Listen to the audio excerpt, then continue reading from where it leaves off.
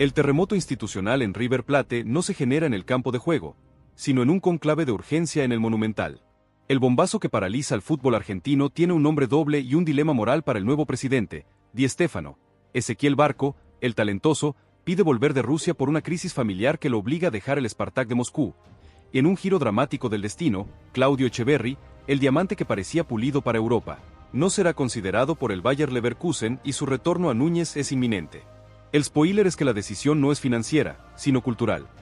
¿Cómo gestionará Gallardo, que analiza en silencio este escenario, el regreso simultáneo de dos talentos con historial de indisciplina y compromisos rotos? La urgencia de Barco, que alega un detonante emocional que lo saca de Rusia, choca con la necesidad de redención de Echeverri, el pibe que la hinchada pide a gritos pero que regresa con el estigma del rechazo europeo. Di Stéfano, recién llegado a la presidencia, se enfrenta a una trampa de miel. Dos fichajes rutilantes que pueden asegurar la popularidad o detonar el vestuario. El análisis es profundo. ¿Aceptará Gallardo, el guardián de la mística, quebrar su propia regla de no volver por dos jugadores que representan el riesgo y la genialidad? ¿O es este el momento de oro para armar el mediocampo más lujoso de su historia?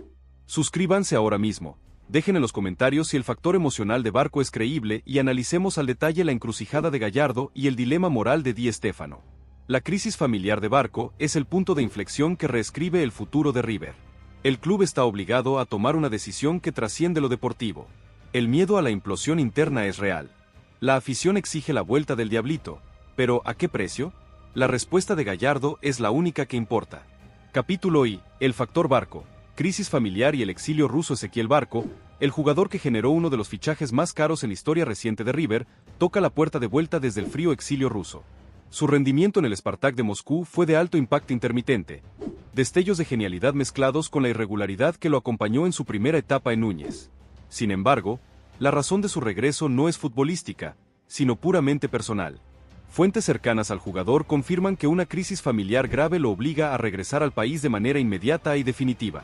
El jugador no solo busca una salida del Spartak, sino un entorno de contención emocional que solo River Plate puede ofrecerle. El factor Barco introduce una carga dramática inusual en el mercado de pases. El Spartak, que invirtió una cifra considerable por el pase del extremo, no pondrá facilidades. La dirigencia de Di Stéfano debe negociar con la firmeza rusa bajo la presión del detonante emocional. El costo de la operación, ya sea un préstamo con opción obligatoria o una compra parcial, se estima en cifras millonarias, que rondan los $5 millones por un porcentaje del pase, lo que representa un riesgo financiero considerable para un jugador que ya demostró fragilidad emocional en su paso por el Atlanta United y la propia River. Gallardo, que conoce la volatilidad del extremo, debe ponderar si el talento puro justifica el riesgo personal que Barco arrastra. Su primera salida de River fue tensa, con un compromiso que quedó a medias. ¿Está Barco maduro para un segundo acto? El dilema de Gallardo es real. La familia como detonante. Capítulo 2. El trauma Echeverri. El rechazo europeo y la presión social. Claudio Echeverri, el Diablito, regresa no por deseo propio, sino por la puerta de servicio del rechazo europeo. El Bayer Leverkusen, que había sellado un preacuerdo por la joya de la cantera, decidió no ejecutar la opción de compra, aludiendo a que el joven jugador no cumplió con las expectativas de desarrollo físico y táctico en el periodo de seguimiento postacuerdo. Este trauma Echeverri es un golpe directo a la imagen exportadora de River. La noticia de su retorno forzado generó una ola de clamor social en la hinchada. Las redes sociales y las encuestas son unánimes. El Diablito debe volver a Núñez para redimirse y demostrar que Europa se equivocó. El Leverkusen, que prioriza el perfil físico y la disciplina táctica por encima del enganche puro, considera que Echeverri está demasiado verde para la Bundesliga. El retorno del Mesías rechazado presenta un riesgo psicológico para el joven. Volver al club que lo vio nacer con la carga del fracaso prematuro. Gallardo, que siempre ha sido un protector de la cantera, debe decidir si la humillación europea ha servido como cura de humildad o si, por el contrario, ha dañado su confianza de manera irreversible. Para River, el regreso de Echeverri es la oportunidad de recuperar un talento sin la negociación traumática de una venta, pero con el riesgo reputacional que conlleva. La presión del hincha es el detonante popular de esta operación. ¿La afición perdonará el rechazo de Europa? Capítulo 3. Di Stéfano y la trampa de miel. Popularidad vs prudencia. Stefano Di Stéfano, el presidente Nobel que ganó las elecciones con una plataforma pragmática y la promesa de equilibrio financiero, se encuentra ante una trampa de miel. El regreso simultáneo de Barco y Echeverri le ofrece una inyección instantánea de popularidad y un golpe de efecto mediático que eclipsaría a cualquier rival. Sin embargo, la prudencia financiera le exige cautela. Barco es una operación costosa y de riesgo personal. Echeverri, aunque más sencillo, regresa con un salario alto y un historial de compromiso que debe ser vigilado. La trampa de miel es que Di Stéfano puede sacrificar sus principios de austeridad por un baño de masas. El presidente debe equilibrar la demanda social, que exige a los dos jugadores, con la responsabilidad institucional, que exige un vestuario sano y cuentas ordenadas. Su primer gran movimiento será una declaración de principios. ¿Será un presidente populista que se doblega ante el clamor o un ejecutivo firme que prioriza el proyecto Gallardo? La decisión sobre estos dos jugadores definirá su legado político. El rival, Boca, observa con atención, esperando que el exceso de genialidad se convierta en exceso de ego. La prudencia le exige a Di Stéfano una consulta obligatoria con Gallardo, el verdadero dueño del proyecto deportivo. 270 palabras. Capítulo 4. La mesa de análisis Gallardo. El juicio de la reincidencia a la pelota está en el tejado de Marcelo Gallardo. Su mesa de análisis es el Tribunal Supremo de River. El técnico, conocido por su exigencia innegociable y su aversión a la complacencia, enfrenta el juicio de la reincidencia. Barco y Echeverri, a pesar de su talento, representan un riesgo de indisciplina y un compromiso a medias en el pasado. El regreso de Barco, incluso por un tema familiar, puede interpretarse como un quebrantamiento de la norma. La regla de oro de Gallardo castiga la fragilidad, y Barco ya demostró ser un jugador emocionalmente volátil.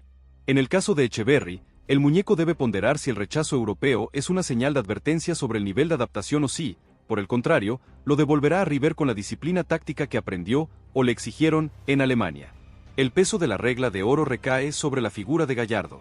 Si los acepta, envía un mensaje de flexibilidad al vestuario. Si los rechaza, confirma que la cultura está por encima del talento. Esta mística de la exigencia ha sido el motor de la era más gloriosa del club. La decisión final de Gallardo será leída por la plantilla como un acto fundacional del nuevo ciclo. Si el muñeco da el ok, debe ser bajo la condición expresa de que ambos jugadores se sometan al régimen sin excepción, algo que Barco y Echeverri, por sus antecedentes de egocentrismo, tienen dificultades para aceptar. El riesgo de un vestuario fracturado es alto. Capítulo B.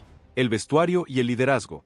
La nueva pirámide de poder. El regreso de Barco y Echeverri dinamita la nueva pirámide de poder en el vestuario. Jugadores como Colidio, Fossati o el propio Simón verían su protagonismo en riesgo ante la llegada de dos jugadores de alto impacto mediático. La competencia interna es sana, pero la intrusión de egos puede ser tóxica. El liderazgo de la vieja guardia, Armamento, Pérez, se pone a prueba. ¿Serán capaces de contener la ansiedad y el individualismo de los recién llegados? Echeverri, al ser de la cantera, tiene un pase directo con algunos jóvenes, pero Barco, con su historial de salidas traumáticas, puede generar recelos. La nueva pirámide de poder dependerá de cómo Gallardo gestione los minutos y las funciones. Si el muñeco les da la titularidad inmediata, el descontento puede ser generalizado. La clave es que el vestuario vea que ambos jugadores se han ganado su lugar con sacrificio y humildad, y no por decreto presidencial o presión mediática. Si Gallardo logra que ambos se conviertan en soldados funcionales al sistema, la competencia será beneficiosa. Si no, la implosión es inevitable. Capítulo 7. El costo y la ingeniería financiera. El laberinto de la negociación. La ingeniería financiera de la doble operación es un laberinto complejo para la dirigencia de Di Stéfano. La situación de Barco implica una negociación dura con el Spartak de Moscú, que buscará recuperar su inversión original. La crisis familiar del jugador es la palanca de presión de River, pero el club ruso exigirá una compensación económica significativa. Se rumorea que River buscaría un préstamo oneroso con una opción de compra obligatoria ligada a objetivos deportivos. En el caso de Echeverri, la negociación es con el Bayer Leverkusen, que no ejecutó la compra, pero que sigue teniendo una porción de los derechos o un acuerdo de preferencia en caso de una futura venta. River deberá recomprar esa parte o acordar un mecanismo de reventa que contente a los alemanes. El costo total de traer a ambos jugadores, entre salario, préstamo y compensaciones, podría superar los $12 millones, una cifra que choca de frente con la plataforma de austeridad de Di Stéfano. El presidente deberá demostrar habilidad de negociación para justificar el desvío financiero ante la asamblea. El laberinto se complica si el Spartak exige un pago al contado, algo que River no puede afrontar. Capítulo 8. El peso del hincha. El clamor por el diablito y el perdón a Barco. El peso del hincha es el factor más incontrolable en esta ecuación. La afición millonaria ha desatado un clamor generalizado por el regreso de Claudio Echeverri. El diablito es visto como el talento puro que Europa no supo valorar, y su retorno es una revancha sentimental para el club. La presión social es enorme, con campañas en redes sociales y la promesa de banderas gigantes en el Monumental. El perdón a Barco es más condicionado. El hincha no olvida su salida tensa ni su rendimiento irregular, pero el detonante emocional, la crisis familiar, genera una ola de empatía que puede ser capitalizada. El juicio del hincha será determinante. Si Di Stéfano se niega, será tildado de frío y conservador. Si los acepta, será el héroe del mercado. Gallardo, en este contexto, debe usar el clamor popular a su favor, exigir a los jugadores un sacrificio desmedido como pago de la deuda con el club y con la afición. Si ambos fallan, el juicio de la hinchada será doblemente cruel. El peso del hincha es un arma de doble filo que presiona a la dirigencia y al cuerpo técnico. 270 palabras. Capítulo 9. Barco 2.0. ¿Madurez o colapso? El dilema psicológico. La principal duda de Gallardo sobre Barco es el dilema psicológico de su versión 2.0. El detonante emocional de su crisis familiar será el ancla de su madurez o el catalizador de un colapso.